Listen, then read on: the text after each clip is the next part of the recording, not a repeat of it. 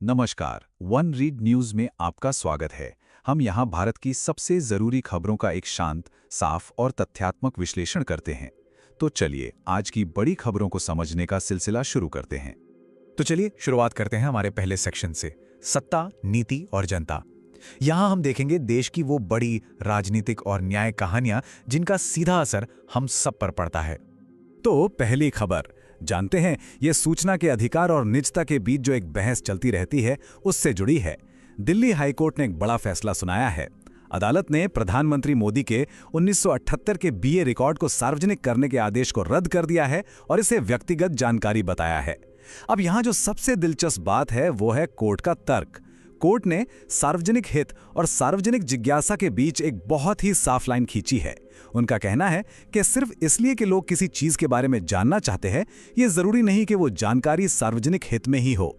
ये फैसला आरटीआई कानून की व्याख्या के लिए एक बड़ी मिसाल बन गया है और ये सोचने पर मजबूर करता है कि एक सार्वजनिक व्यक्ति की निजी जानकारी की आखिर सीमाएं क्या होनी चाहिए।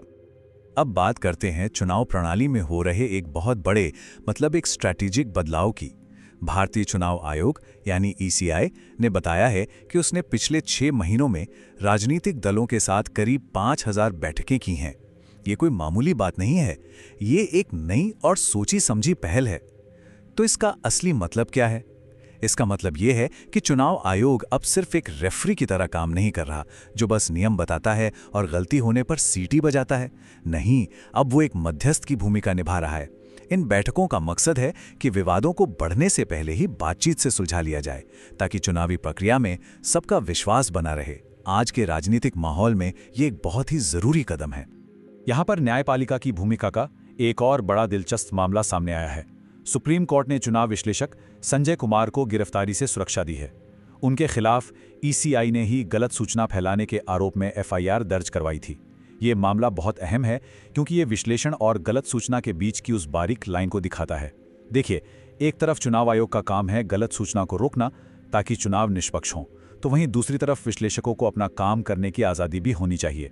सुप्रीम कोर्ट का ये कदम एक तरह से विश्लेषणात्मक स्वतंत्रता की रक्षा करता है और ये सवाल भी खड़ा करता है कि नियामक संस्थाओं को आलोचना पर कितनी सख्ती दिखानी चाहिए।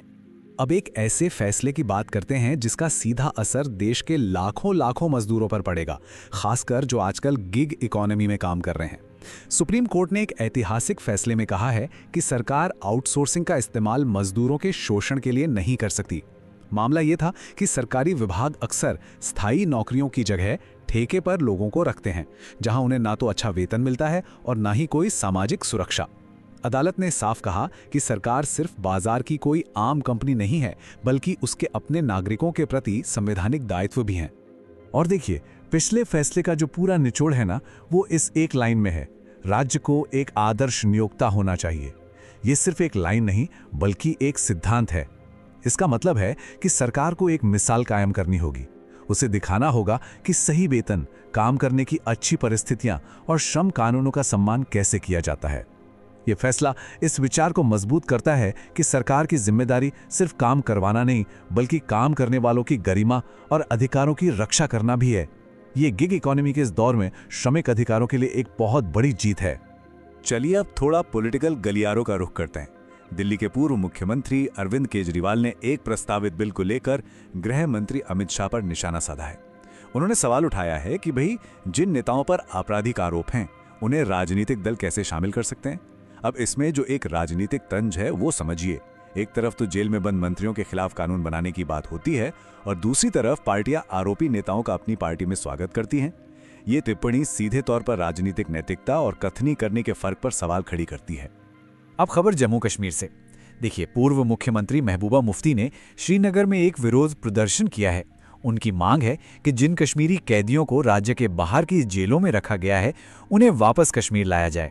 ये एक बहुत ही संवेदनशील मानवाधिकार का मुद्दा है, क्योंकि इन कैदियों के परिवारों को उनसे मिलने के लिए बहुत लंबा सफर करना पड़ता है।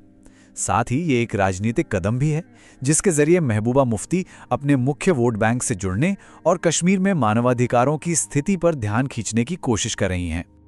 और अब शासन से जुड़ी एक बहुत बड़ी खबर। देश की सबसे बड़ी सरकारी नौकरी भर्ती एजेंसी, अब जानते हैं एसएससी, वो अपनी पूरी परीक्षा प्रणाली को ही बदल रही है। और ये फैसला क्यों लिया गया? क्योंकि टेक्निकल गड़बड़ियों की वजह से सोचिए जरा, 59,000 उम्मीदवारों को दोबारा परीक्षा देनी पड़ी। ये कितनी बड़ी नाकामी थी। इसने लाखों युवाओं के भविष्य और सिस्टम में उनके भरोसे को हिलाकर रख दिया। तो अब इस समस्या से निपटने के लिए एसएससी अपनी प्रणाली में आधार को जोड़ रहा है, ताकि पूरी प्रक्रिया पारदर्शी और निष्पक्ष बन सके। ये एक तरह का सिस्टम रीसेट है। चलिए अब अपने दूसरे सेक्शन की ओर बढ़ते हैं, आर्थिक धड़कन। यहां हम व्यापार, वित्त और वाणिज्य की दुनिया में हो रही बड़ी हलचलों पर नजर डालेंगे। एडटेक की दुनिया से एक बड़ी खबर आ रही है। कतर के सॉवरेन वेल्थ फंड ने बायजूस के खिलाफ $235 मिलियन के एक मामले में कर्नाटक हाईकोर्ट में केस कर दिया है। अब देखिए, सॉवरेन वेल्थ फंड का मतलब होता है किसी देश का सरकारी निवेश कोष। जब इतनी बड़ी और प्रतिष्ठित संस्था अदालत जाती है ना, तो यह सिर्फ पैसों का मामला नहीं रह जाता है। ये इस बात का साफ संकेत है कि निवेशक और संस्थापक के बीच भरोसा पूरी तरह से टूट चुका है। ये बायजूस के लिए एक और बड़ा झटका है, जो पहले से ही कई मुश्किलों से घिरा हुआ है। भारत के राइड हेलिंग मार्केट में एक बहुत बड़ा, जबरदस्त बदलाव देखने को मिल रहा है। उबर के सीईओ ने खुद कहा है कि भारत में अब उनका सबसे बड़ा कंपेटिटर ओला नहीं, बल्कि रैपिडो है ना थोड़ी चौंकाने वाली बात। सालों से हमने सिर्फ उबर बनाम ओला की लड़ाई देखी है, लेकिन अब ये लड़ाई 4 पहियों से हटकर 2 और 3 पहियों पर आ गई है। ऐसा क्यों हो रहा है? क्योंकि भारतीय शहरों की हकीकत यही है, ट्रैफिक, संकरी गलियां और कम कीमत में आखिरी मील तक पहुंचने की जरूरत। बाइक, टैक्सी और ऑटो इसका बेहतर समाधान दे रहे हैं। ये दिखाता है कि भारतीय बाजार कितनी तेजी से बदल रहा है। अब देखते हैं कि ग्लोबल इकोनॉमी का भारत पर क्या असर पड़ सकता है। रिजर्व बैंक के गवर्नर ने कहा है कि अगर अमेरिका कोई नया टैरिफ या शुल्क लगाता है, तो आरबीआई उन भारतीय सेक्टर्स की मदद के लिए तैयार है जो इससे प्रभावित होंगे। इस घोषणा का समय बहुत महत्वपूर्ण है। आरबीआई समस्या आने का इंतजार नहीं कर रहा। वो पहले से ही बाजार को यह भरोसा दिला रहा है कि घबराने की जरूरत नहीं है। ये कदम आरबीआई को अर्थव्यवस्था के एक शॉक एब्जॉर्बर के रूप में दिखाता है, जो भारी झटकों से देश की अर्थव्यवस्था को बचाने के लिए हमेशा तैयार रहता है। अब अपने नजरिए को और बड़ा करते हैं और चलते हैं हमारे तीसरे सेक्शन, भारत और विश्व की ओर। यहाँ हम भारत के अंतर्राष्ट्रीय संबंधों और दुनिया भर की महत्वपूर्ण घटनाओं पर नजर डालेंगे। राजनीतिक तनाव के बीच सहयोग का एक बहुत ही दुर्लभ लेकिन जरूरी उदाहरण देखने को मिला है। भारत ने भारी बारिश के बाद पाकिस्तान को संभावित बाढ़ के खतरे के बारे में चेतावनी दी है। ये सिंधु जल संधि के तहत एक मान्य प्रक्रिया है। भले ही दोनों देशों के बीच राजनयिक संबंध इस समय अच्छे नहीं हैं, लेकिन जब बात मानव सुरक्षा की आती है, तो भूगोल और साझा चिंताएं कूटनीतिक कड़वाहल पर भारी पड़ जाती हैं। ये एक सकारात्मक संकेत है, जो दिखाता है कि मुश्किल समय में भी सहयोग के रास्ते बंद नहीं होते।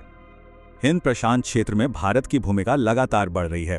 देखिए, फिजी के प्रधानमंत्री भारत आए थे और इस दौरान दोनों देशों ने एक बड़े रक्षा समझौते पर साइन किया है। इसके साथ साथ क्रिकेट और शिक्षा जैसे क्षेत्रों में भी 7 समझौते हुए हैं। ये भारत की एक बहुत सोची समझी भू राजनीतिक चाल है। इसमें हार्ड पावर मतलब डिफेंस और सॉफ्ट पावर मतलब क्रिकेट और एजुकेशन दोनों का इस्तेमाल हो रहा है। इसका मकसद प्रशांत क्षेत्र में चीन के बढ़ते प्रभाव का मुकाबला करना और फिजी जैसे देशों के साथ अपनी साझेदारी को और गहरा करना है। अब एक बहुत ही परेशान करने वाली अंतर्राष्ट्रीय खबर।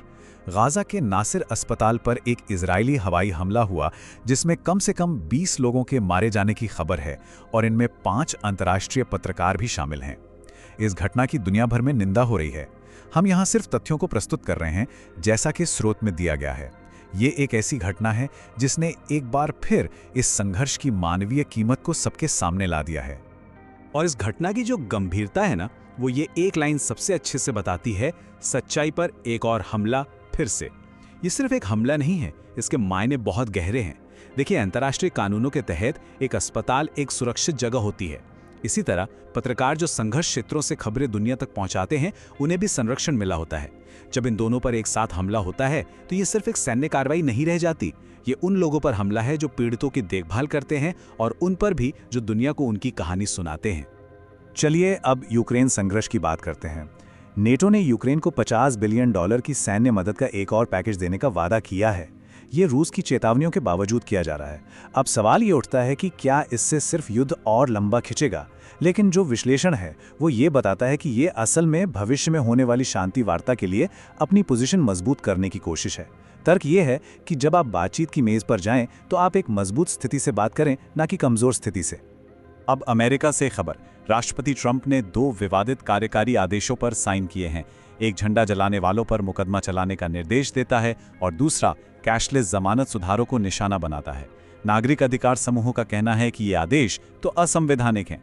उनका तर्क है कि इन आदेशों का असली मकसद नीति बनाना नहीं, बल्कि अपने सपोर्टर्स को एक पॉलिटिकल मैसेज देना है। यह अमेरिका में चल रही सांस्कृतिक और राजनीतिक बहसों का एक और उदाहरण है। और अब हम अपने आखिरी सेक्शन समाज और खेल भावना में वापस भारत पर फोकस करते हैं। इसमें हम एक गंभीर सामाजिक मुद्दे पर नजर डालेंगे और फिर खेल की दुनिया से एक जोश भरी खबर के साथ इसे खत्म करेंगे। ये एक दिल दहला देने वाली घटना है। ग्रेटर नोएडा में 28 साल की निकी भाटी को कथित तौर पर सिर्फ 36 लाख रुपए के दहेज के लिए जिंदा जला दिया गया। ये सिर्फ दहेज हत्या का एक और मामला नहीं है। अगर हम विश्लेषण को देखें तो ये पितृसत्ता और एक आजाद ख्याल महिला की अपनी पहचान के बीच एक हिंसक टकराव को दिखाता है। एक तरफ सदियों पुरानी दकियानूसी सोच है जो एक महिला को वस्तु समझती है, और दूसरी तरफ एक पढ़ी लिखी आत्मनिर्भर महिला है जो अपने अधिकारों के लिए खड़ी होती है। ये दुखद घटना समाज में मौजूद इन्हीं गहरी दरारों को उजागर करती है। एक भारी मन वाली खबर के बाद अब एक ऐसी खबर जो हम सब में गर्व और एक नई उम्मीद भर देगी। हमारी Olympic silver medalist Mirabai Chanu ने चोटों से उबरकर क्या जबरदस्त वापसी की है। उन्होंने राष्ट्रमंडल भारोत्तोलन चैंपियनशिप में 193 किलोग्राम का वजन उठाकर गोल्ड मेडल अपने नाम किया है। ये जीत सिर्फ एक और मेडल नहीं है, ये उनकी हिम्मत, उनके जज्बे और उनकी कभी हार ना मानने वाली भावना का प्रतीक है। इस तरह की वापसी ही एक सच्चे चैंपियन की पहचान होती है। और खेल की इसी भावना को आगे बढ़ाते हुए खेल मंत्रालय ने एक बड़ी घोषणा की है। राष्ट्रीय खेल दिवस अब सिर्फ एक दिन का नहीं, बल्कि 3 दिनों का एक राष्ट्रव्यापी उत्सव होगा। इसका मकसद सिर्फ महान खिलाड़ियों को याद करना नहीं है, बल्कि भारत में खेल और फिटनेस को एक मेन स्ट्रीम कल्चर बनाना है।